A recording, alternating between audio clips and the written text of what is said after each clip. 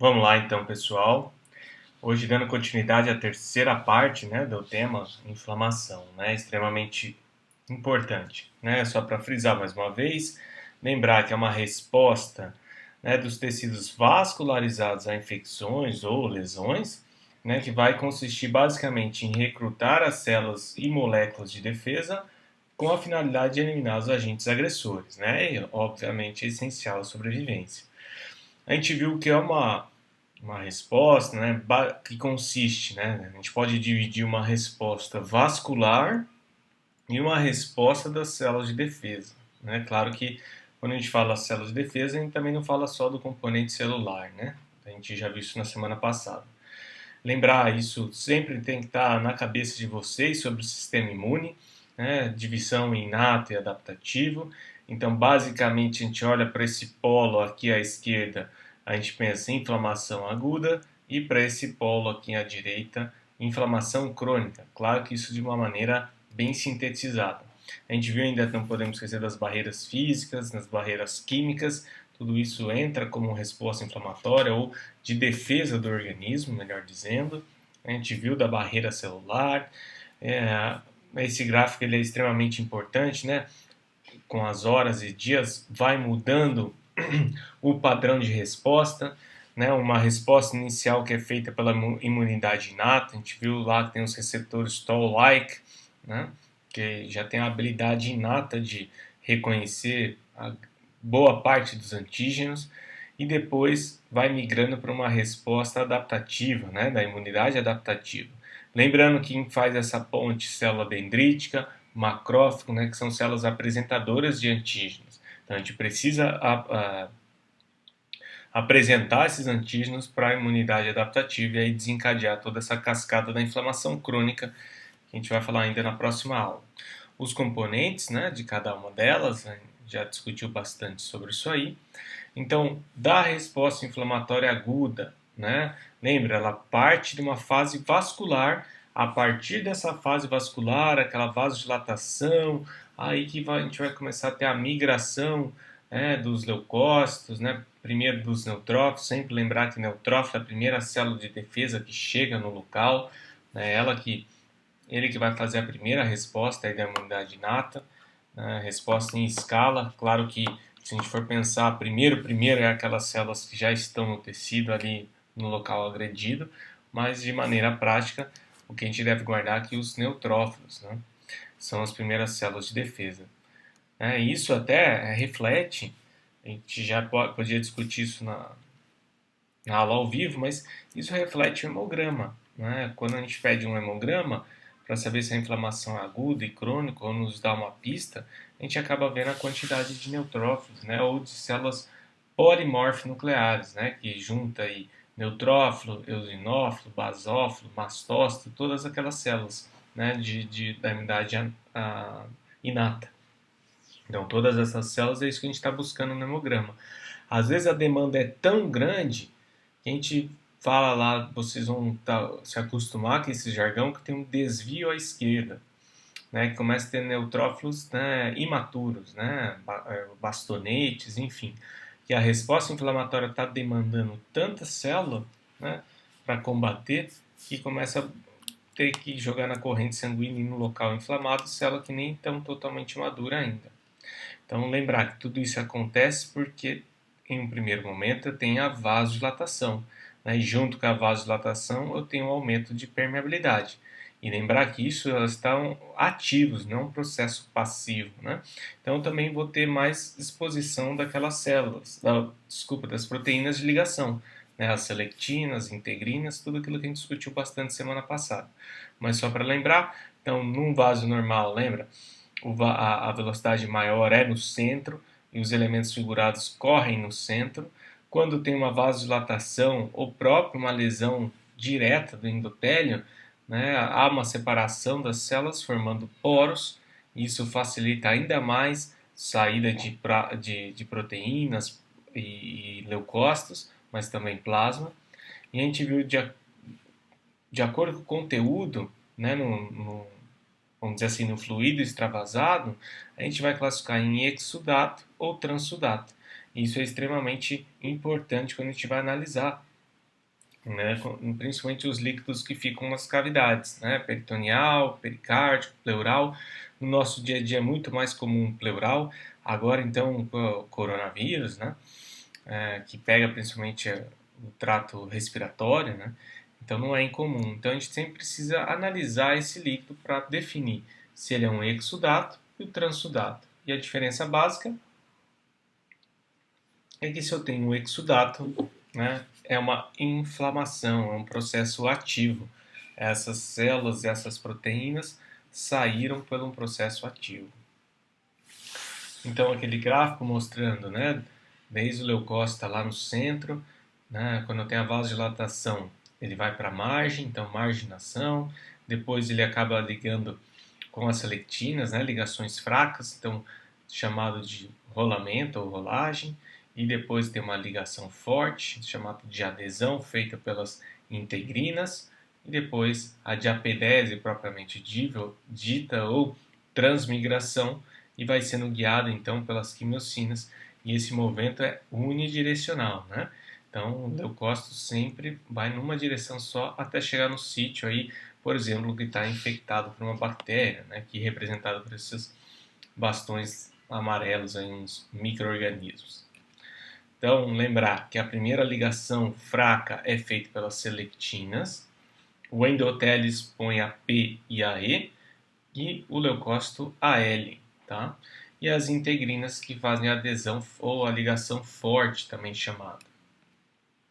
Então, mostrando para vocês, a gente já discutiu isso em aula, mas os leucócitos marginados na periferia, se ligando à parede do vaso. Aqui a gente pega uma foto bem no momento que está acontecendo a transmigração, né, a diapedese, saindo da luz do vaso, entrando no interstício, né?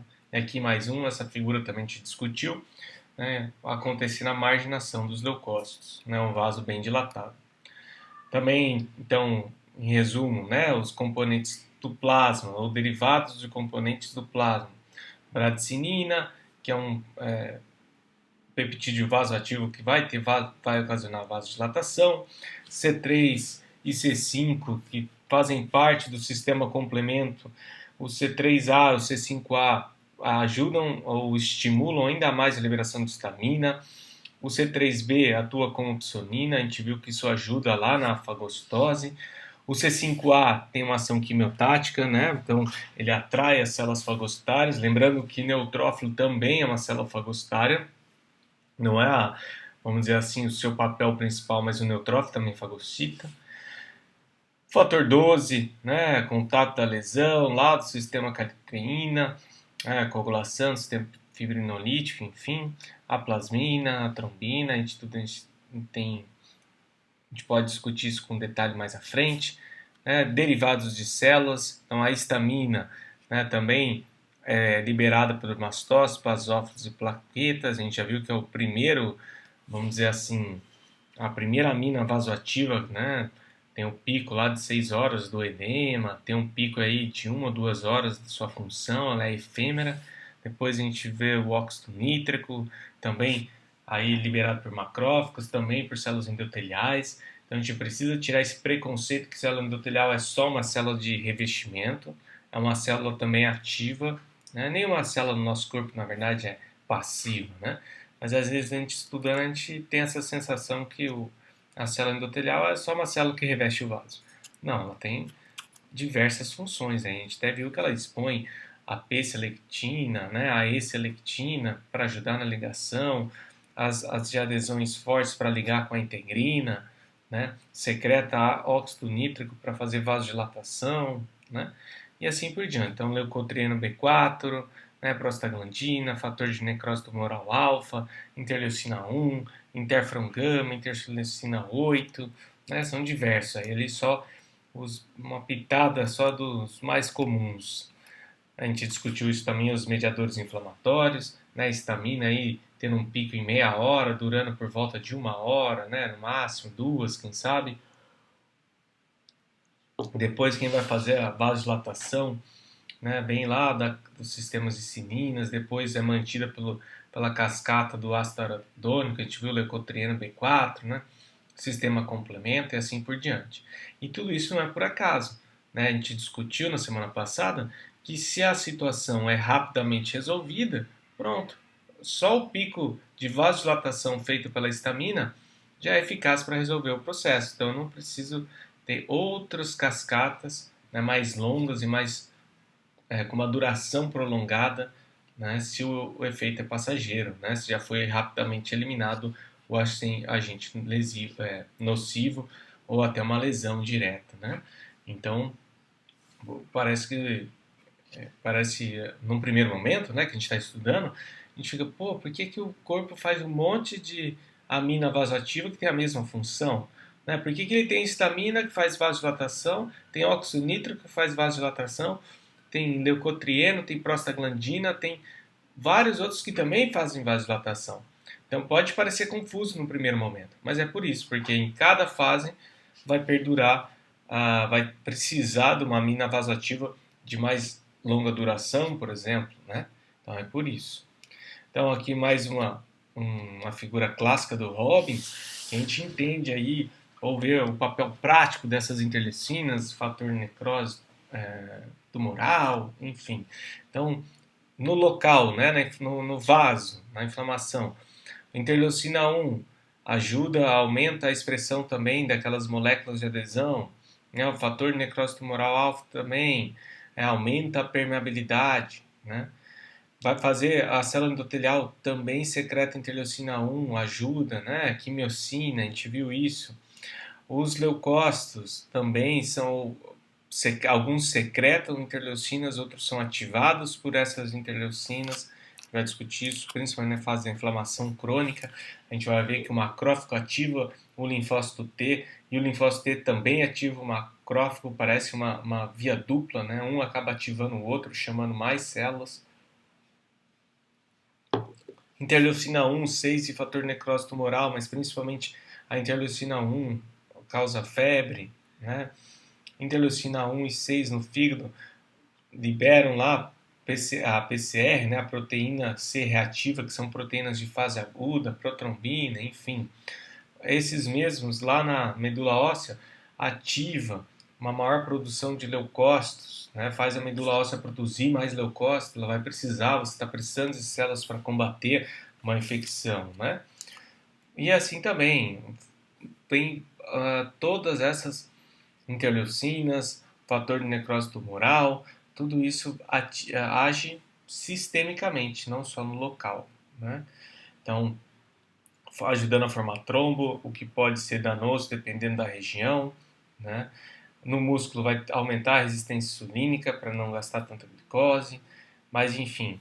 Então, se a gente olhar de um outro ponto de vista também para facilitar, a gente pode ver, por exemplo, vasodilatação, principais mediadores, histamina, prostaglandina, também colocaria aqui o óxido nítrico, aumento da permeabilidade vascular, né, que, querendo ou não, o aumento da permeabilidade anda em conjunto com a vasodilatação. Então, também histamina, né, serotonina, C3A, C5A dos complementos, os leucotrienos, né, principalmente C4, D4 e E4. Olhando quem faz quimiotaxia ou recruta, né, e ativa os leucócitos. Fator de necrose tumoral, interleucina 1, quimiocinas em geral, lá, o mesmo C3A ou C5A, leucotrieno. Se a gente olhar a febre, interleucina 1, fator de necrose tumoral, prostaglandina, dor, prostaglandina e bradicinina, né? A própria lesão tecidual, né? O rompimento das células ali que compõem o vaso, vai liberar enzimas lisossômicas, né? Ativando aí mais o leucócito e também os radicais livres. Então, uma outra maneira de ver. Outro gráfico interessante, a gente já discutiu isso daqui, mas então, num primeiro momento, principalmente coincidindo com o pico de histamina, né, vai aumentar o extravasamento fluido. Então, a primeira coisa que acontece no sítio inflamado é a saída de líquidos, né, formando edema. Fica um líquido no intestício acumulado, então gera edema.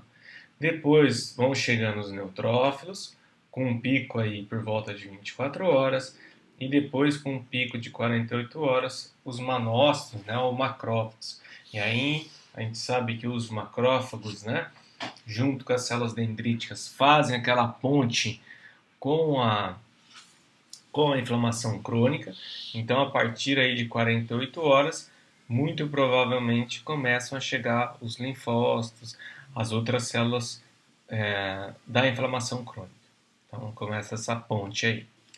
A gente viu também de maneira resumida, né, quando a gente tem a invasão de um micro-organismo, ou a gente tem uma lesão do próprio tecido, uma necrose do tecido, que também pode ser feito pelo micro-organismo, naquele instante, né, no primeiro momento, aquelas células residentes, por exemplo, na pele, que tem aquelas células de Langerhans, né, no fígado, o Kupfer, né, são células apresentadoras de antígenos de qualquer maneira, ou aquelas também nas mucosas e na pele, o mastócito, que já tem a histamina pré-pronta, né, nos grânulos. Então essas células acabam reconhecendo e acabam ativando. A gente viu que todas essas células fazem produzem vasodilatadores, né, numa maneira pré-pronta, como histamina nos mastócitos, ou óxido nítrico do macrófago, ou eles liberam mediadores que ativam outras células e o próprio endotélio a liberar aminas vasoativas, né? A gente vai ter então a vasodilatação. E a gente viu todo aquele processo de marginação, né? Rolamento, adesão, transmigração, né? Ou também chamado de apedese, vai liberando outras junto com o componente aí do plasma, outras proteínas plasmáticas, vai acabar então, primeira coisa, edema, depois a migração dos leucócitos, né? Principalmente o neutrófilo por primeiro, depois os macrófagos, e pelos mediadores químicos, ele chega lá até o sítio de inflamação, aqui mostrando então o macrófago fazendo uma fagocitose, um neutrófilo, né, chegando, lembrando que o neutrófilo vem da linhagem granulocítica, né, por isso está aqui granulócito, para combater até o momento que ele elimina, vamos dizer assim, os micro-organismos, acaba lesando aquele tecido onde estava acontecendo uma guerra, por assim dizer, e vai para o evento final, que a gente viu que daí vão ser ativados os fibroblastos e vão sintetizar o colágeno e a gente vai ter o reparo. A gente vai discutir então hoje, além de outras situações, mas principalmente os padrões morfológicos da inflamação aguda. O que quer dizer isso? Como a gente reconhece, ou qual é o desenho dos tipos de inflamação aguda. Então a gente tem algo a mais. O que é comum? Tudo isso que a gente discutiu, que é o que? A dilatação de pequenos vasos, acúmulo de leucócitos e também de fluido no tecido extravascular. Então, tudo isso acontece em qualquer desses tipos, né? Qualquer tipo de inflamação aguda passa por essa fase inicial, certo? Que é o que a gente discutiu até agora. Eu vou ter a dilatação, com isso, né, extravasa leucócitos e fluidos no meio extravascular. Então, qualquer reação inflamatória, eu vou ter esse padrão. Então, vamos dizer que esse padrão é o mínimo, certo? Depois, de acordo com o que predomina, a gente vai classificar essa inflamação aguda. Então, a gente pode classificá-la como serosa, como fibrinosa, como purulenta ou até mesmo úlcera. Então, serosa vai ter mais fluido e menos células. Então, pode a inflamação serosa confundir com quem? Pode confundir com transsudato. Então, tomar cuidado. A fibrinosa, o cúmulo de fibrina, da cascata lá do fibrinogênio, da cascata de coagulação. A purulenta é o inverso da serosa, então eu tenho um acentuado componente células, que tem a produção de pus, que não deixa de ser um exudato, então, constituído tanto pelos neutrófilos como resíduos liquefeitos dessa batalha, daquele tecido que foi destruído, além do edema. E a gente sabe que esse resto de neutrófilo, que até a gente tem um nome especial para isso, os piócitos, ficam acumulados, fica aquele líquido branco, o pus. É daí que antigamente a gente chamava as células também, outra situação que chamava de glóbulos brancos, né? Porque sempre que tinha esse predomínio da cor branca, a gente olhava no microscópio, eram essas células que predominavam, né? As células de defesa. Por isso, um novo antigo, ou como a gente aprende lá na oitava série, células brancas, né? Glóbulos brancos. Querendo ou não, leucócitos querem dizer isso, né? Leuco quer dizer branco, então leucócitos. É uma maneira de chamar todas as células de defesa. E aí um outro padrão interessante é o padrão de úlcera, que vai ter uma escavação da superfície. Então ela é bem interessante, a gente vai discutir que ela tem tanto um componente agudo, que seria as porções superficiais, e um componente crônico, as porções mais profundas.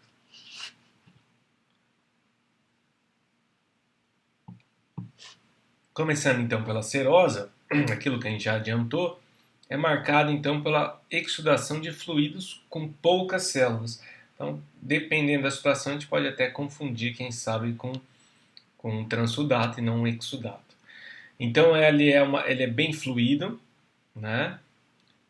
Normalmente acontece em cavidades, e quando a gente olha a histologia, olha só, a gente vê o plasma, né, acumulando com poucas células inflamatórias, que seriam esses pontinhos azuis aqui no menor aumento, né?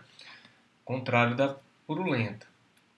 Então a serose, olha só, a gente vê muito isso aqui, uma epiderme, né? Derme aqui embaixo, epiderme aqui em cima, e esse espaço que está translúcido, né, quando a gente faz a histologia, em vivo era preenchido por um líquido, né? A gente ainda vê as células inflamatórias em menor quantidade.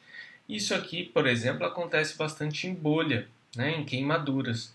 Então, aquele líquido da bolha, apesar dele ser, se alguém já teve a oportunidade de drenar uma bolha, né, um fluido, é um fluido, na maioria das vezes, bem translúcido, né? Às vezes um pouquinho avermelhado, porque tem alguma hemácia ali, mas a gente vê que ele é bem fluido, né? Então, esse é um exemplo perfeito para vocês entenderem o que é a inflamação serosa, né? Parece, às vezes, que nem é tão inflamação assim. Então, aqui mostrando uma histologia de uma bolha, né? Então, aqui a gente vê essa bolha separando a epiderme da derme, né? Então, a gente vê bem poucas células inflamatórias, né? Isso é o protótipo da inflamação serosa, da inflamação aguda do tipo serosa. A fibrinosa, como lembra, quando a gente tem aumento da permeabilidade vascular, né, com a vasodilatação, também, além dos leucócitos, sai bastante molécula, né, e principalmente aquelas grandes, que não deveriam sair numa situação normal. Então, como aqui em especial o fibrinogênio. E quando ele passa para o meio extravascular, né, sai do vaso, acaba formando a fibrina e ela acaba sendo depositada no espaço extracelular. Então a gente vai ver umas figuras, fica bem interessante.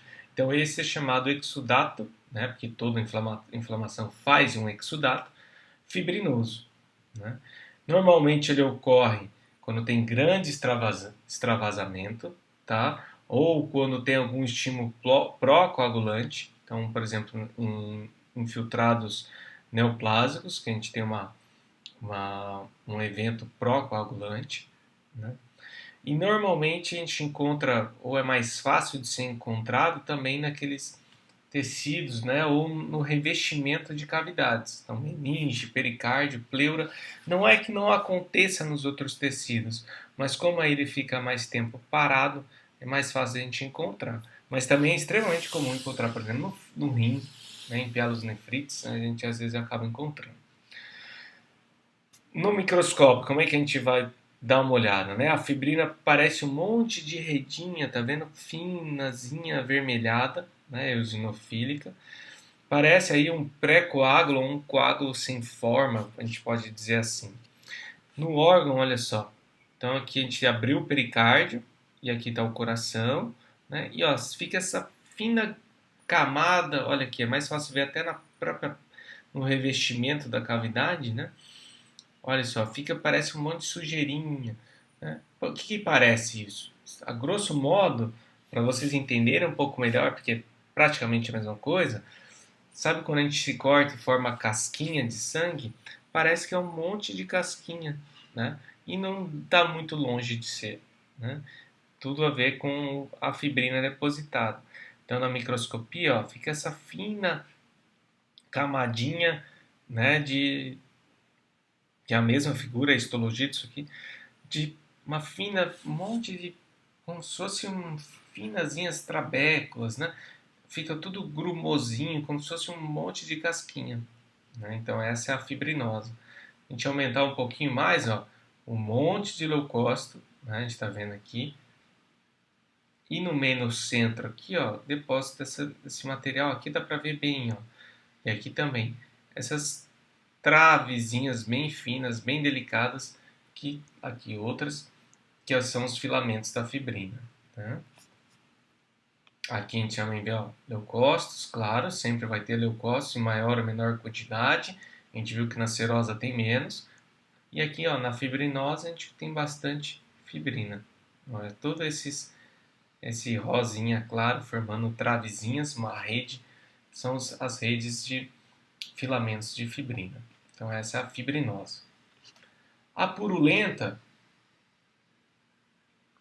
também chamada de supurativa, talvez seja aqui antes da faculdade de medicina, ou vamos dizer para os leigos de forma geral, é a que facilmente a gente reconhece que está infeccionado, né? Que está tendo uma resposta inflamatória aí bem importante. Então, ela é caracterizada, né, pela produção de pus. O pus a olho nu fica branco, espesso, né? Então é um exudato, se a gente for analisar esse pus, constituído por neutrófilos, são as primeiras células que chegam, lembra?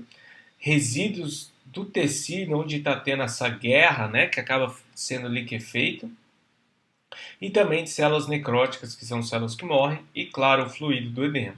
Então aqui mostrando à esquerda, olha só, um parênquima pulmonar, praticamente a gente já não consegue definir onde eram as paredes dos alvéolos e fica aí um grande concentrado de todos esses azuisinhos, né, são os leucócitos, acumulados junto, olha só, com necrose que fica bastante rosa, né, então fica bastante espesso.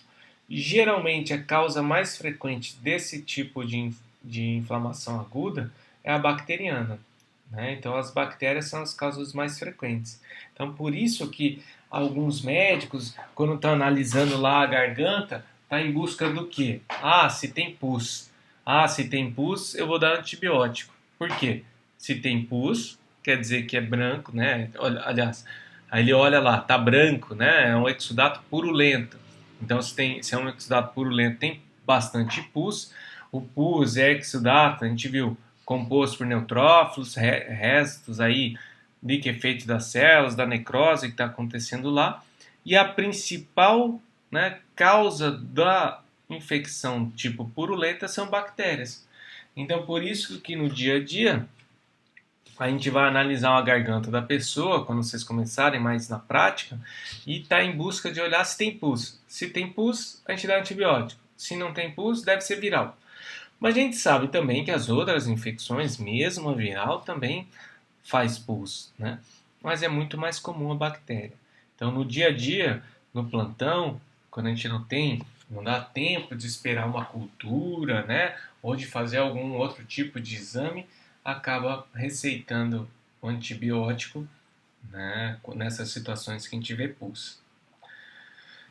Quando esse pus ele fica localizado, né, fica tipo uma bolsa segurando, né, ou tem uma cápsula definindo esse material, né, por exemplo, numa acne, não deixa de ser, são chamados de abscesso. Então, na espinha, vulgarmente falando na pele, é o exemplo mais comum de abscesso. Tanto é que algumas pessoas vão lá, apertam, espremem e drenam esse conteúdo, né? Mas não deixa de ser um mini abscesso, digamos assim. Então, quando esse exudato purulento está dentro ou revestido, né, por uma cápsula, enfim, está definido dentro de uma localização, a gente chama de abscesso. E aí o cirurgião sempre fala, se tem abscesso, tem que drenar, né? Não adianta ficar só dando antibiótico, que normalmente precisa de uma drenagem, né? Uma drenagem cirúrgica. E isso realmente se torna necessária aí em mais de 90% para cessar a inflamação. A gente precisa drenar esses locais de abscesso. Então, mostrando aqui para vocês um corte de um pulmão, né, as setas apontando esse pus, né, que não deixam de ser microabscessos, e essa é a histologia, olha só. Então, grande quantidade de células inflamatórias. A gente não viu essa grande quantidade nos outros subtipos, né? E junto aí com fluido do edema, com necrose do tecido, né? A gente já não vê o parênquima aí, né? Alveolar já está destruído. Então, essa é o tipo purulento. Se a gente aumentar ainda mais no microscópio, a gente vai ver que tem alguns neutrófilos ainda vivos ou inteiros. Ó, aqui um bem típico, ó, aquela cabecinha de Mickey que eu falo para vocês, para achar um granulócito, né, principalmente o neutrófilo. Ó, esse é o típico quando a gente está olhando no microscópio, a cabecinha do Mickey, o citoplasma e o núcleo trilobado.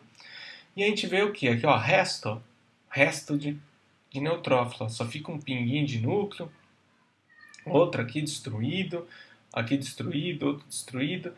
O que é esse material amorfo, esse rosa aqui no fundo? É o tecido que estava aí de base, está destruído, né? Então, esses neutrófilos mortos, alguns autores chamam de piócitos. Então, se lerem piócito, é resto de neutrófilo, né? Ou é a célula do pus, por isso piócito, né? Mas, na verdade, ele não é uma célula em si, ele é um resto de célula, né? Um resto de neutrófilo. Junta aí com o material amorfo, né? Tecido necrosado, dando pus. Quando a gente olha isso a olho nu, fica um material branco, né? Ou tons de branco. Mostrando aí mais um para vocês, dentro aí do pulmão, né? Exudato fibrino purulento, a gente pode ter associação, né? A gente viu que o fibrinoso forma a fibrina, e aqui já tem pus, então não é incomum ter os dois associados, né? O fibrino purulento. E aí o outro tipo, que é um tipo, vamos dizer, especial, que é a úlcera, que sempre a gente pensa que úlcera é um processo inflamatório crônico, e na verdade ele é um processo inflamatório agudo, ou melhor dizendo, ele é um processo misto, ele tem a parte aguda e a parte crônica. Então, na úlcera a gente tem um defeito local, acaba tendo uma escavação, olha só, literalmente um buraco, né? A gente vai ver outras figuras que ficam mais nítidas. Localizado, né, onde que acontece uma úlcera? Praticamente em mucosa e pele, né? Aí depende muito da etiologia. No nosso meio, muito comum aquelas aftas, né, na boca, não deixa de ser uma úlcera. No estômago, né, por gastrite. Pessoas que têm inflamações intestinais, né, gênito urinário também. Aí também pensando nas lesões infecciosas. Na pele, principalmente pessoas que têm deficiência de circulação ou estão acamados há muito tempo, que vão fazer aquelas úlceras de pressão, né? Ou úlcera de estase, quem tem problema de circulação. Então aqui mostrando uma mucosa do estômago, né? Uma mucosa para cá relativamente normal, para cá também, e aqui próximo já é aplainada e um buraco, literalmente um buraco. Se a gente olhar na histologia, olha só, tem a mucosa normal de revestimento do estômago, aqui também, e de repente, então, literalmente um buraco, a úlcera, né? Então, isso é chamado a resposta inflamatória ulcerada. Então, mais um mostrando para vocês com legenda. Então, a mucosa é da região pilórica, lá do estômago. Então, o buraco, que é a úlcera. Se a gente analisar, então, a úlcera, entrando da camada mais superficial para a profunda, como que ela é dividida? Então, a primeira camada, ela é praticamente um exudato fibrino purulento, então vai predominar fibrina e neutrófilos, né? A gente viu os outros tipos de inflamação, e conforme a gente vai aprofundando, indo para camadas mais profundas, a segunda camada é praticamente um tecido de granulação. A gente vai ver que esse tecido de granulação acontece lá na inflamação crônica, principalmente no processo de resolução, né? Então aqui a segunda camada já estaria mais um processo de resolução da inflamação. E a terceira camada, a gente vai ver ainda um tecido, um misto aí, né? De um tecido fibroso, conjuntivo, então, ou seja, tem fibroblasto produzindo conjuntivo e células inflamatórias crônicas, então linfócitos e macrófagos praticamente. E a quarta aí é mais aprofundando, a quarta camada já é um tecido já reparado. Então a úlcera ela é bem interessante na semana que vem que a gente discutir a inflamação crônica, mas ela é basicamente um resumo do que acontece no processo inflamatório. O que acontece primeiro num processo inflamatório? Chegam os leucócitos, certo? Chegam principalmente os neutrófilos. Então a primeira camada seria uma inflamação aguda por si só, né? Que a gente tem lá o exudato fibrino purulento, então eu tenho bastante neutrófilo. Segunda camada, né, vai ter a neovascularização, a gente vai ver, vai ter o tecido de granulação, aí tem as células inflamatórias crônicas, e o evento final é tecido colágeno, né, fazer um tecido fibroso, e já quase não tem infiltrado inflamatório. Então a úlcera é quase um resumo de todo o processo inflamatório. Vai ficar mais claro na aula da semana que vem. Enfim, e quais são então os resultados da inflamação aguda? Bom, eu tenho uma inflamação aguda. E daí? O que pode acontecer? Eu posso ter a resolução completa, eu posso ter um reparo, ou eu posso ter uma inflamação crônica. E tudo isso depende, né, de quem está fazendo esse processo inflamatório, então a virulência do patógeno, tá? Primeira coisa. Segunda, e importante também, onde está sendo o local de inflamação? Está sendo num tecido que tem capacidade regenerativa alta? Está sendo no músculo cardíaco, no coração, que são células que não se dividem mais?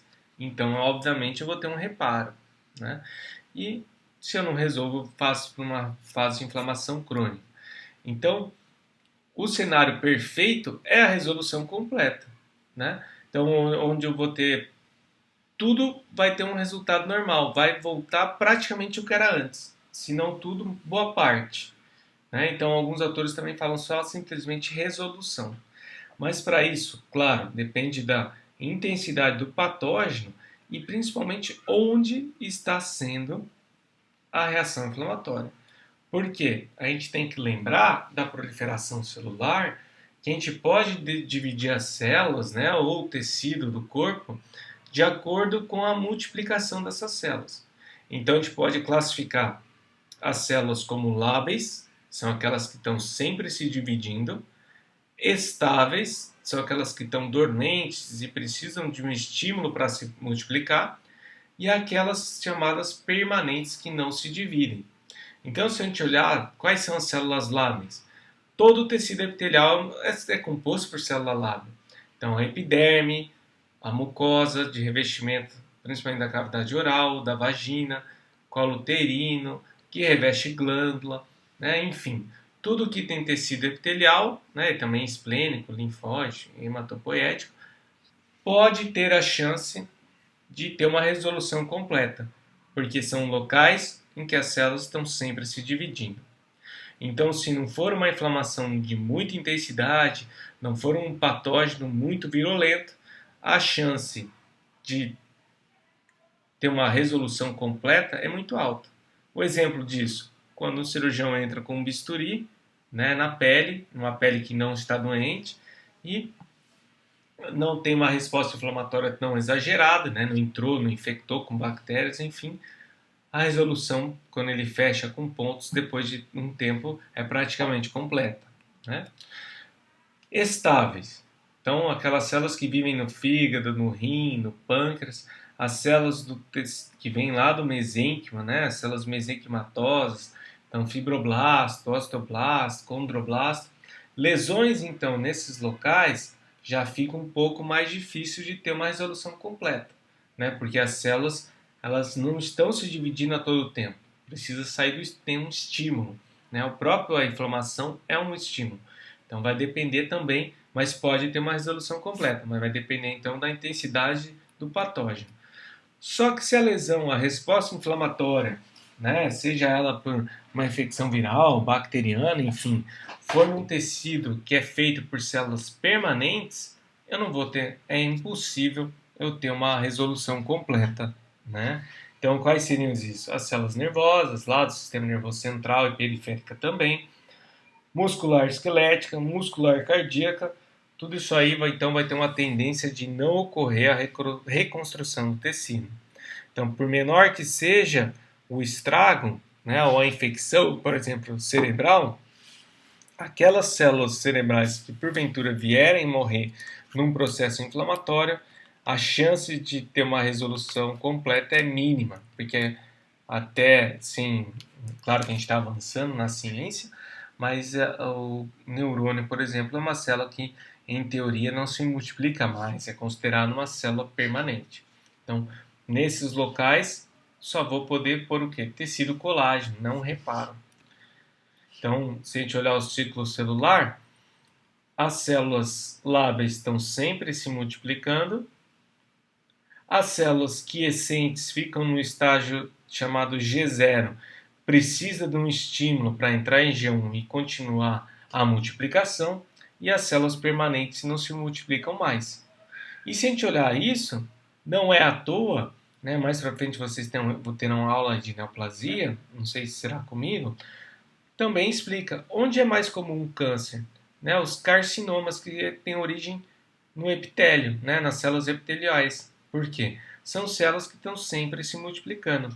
Se são células que estão sempre se multiplicando, tem uma chance matemática maior, né, de ocorrer um erro genético.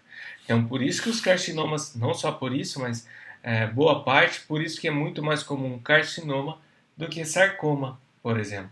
Sarcomas são as neoplasias malignas originadas de tecidos mesenquimais, porque são células que nem sempre estão se multiplicando. E aí, a gente já consegue entender um outro conceito básico quando a gente entra em neoplasia, é que qualquer resposta inflamatória, né, qualquer resposta inflamatória sustentada, ou de repetição, né, uma inflamação crônica sustentada também, pode levar a um câncer. Por quê?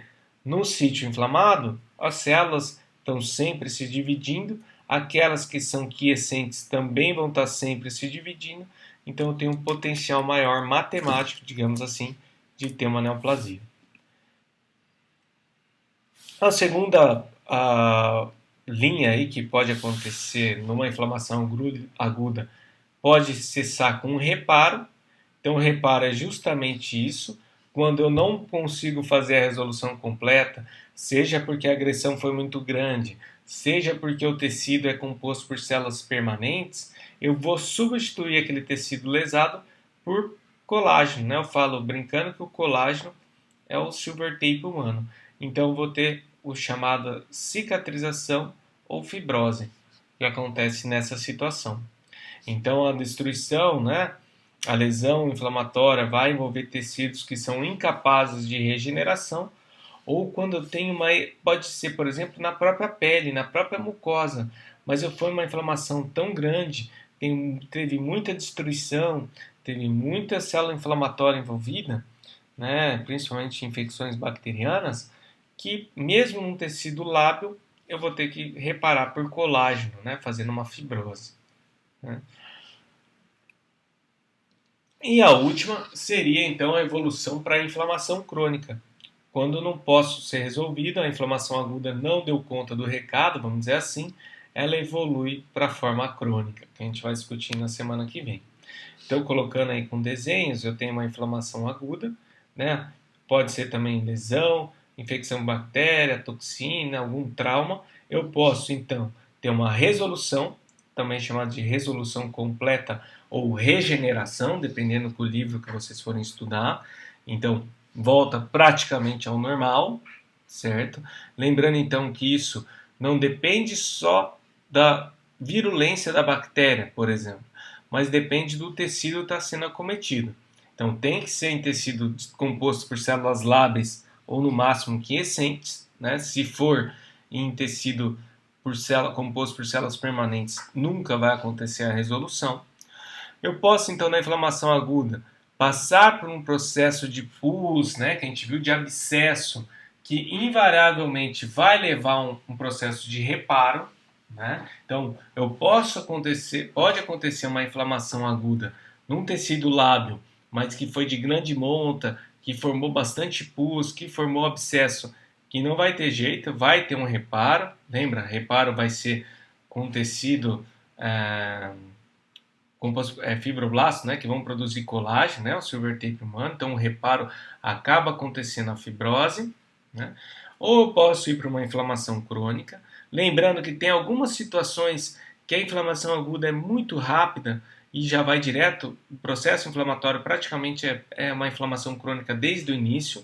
Geralmente isso acontece em infecções virais, mas em especial em doenças autoimunes, passa por um processo agudo muito rápido. E, teoricamente, toda inflamação crônica vai ter, em maior ou menor quantidade, um reparo. Tá? Qual o problema, entre aspas, de ter um reparo, né, de ter uma fibrose? É que aquele tecido perde a função. Então, um exemplo mais clássico para ilustrar isso para vocês, por exemplo, um infarto do miocárdio, né? Coração composto por células cardíacas, a gente viu que célula cardíaca são células, não, é um tecido composto por células permanentes, né? Então, tudo aquela parte do coração, do miocárdio que morreu pelo infarto, eu vou reparar por colágeno, por fibrose. E o colágeno não tem a função contrátil, não consegue fazer uma contração. Então, acaba levando a uma perda de função, pelo menos por parte daquele coração, né? No exemplo nosso. Então, eu dou sempre esse exemplo porque ele é fácil de entender, né? Mas isso pode acontecer em qualquer local. Então, numa pele que você fez uma cirurgia grande, teve uma grande infecção, que fez fibrose, perde elasticidade, né? Já não tem não tem a mesma elasticidade do que a pele original, né? E isso, então, a gente imagina em todos os tecidos os efeitos. Então, sempre que a gente acaba fazendo um reparo que tem o colágeno, né, formando a fibrose, eu perco pelo menos parte, né, da função daquele tecido, daquele órgão, tá certo? Então, a gente tira a dúvida na aula aí ao vivo, mas também podem me mandar por e-mail, tá aí o meu e-mail. Então, até semana que vem. Tchau, tchau.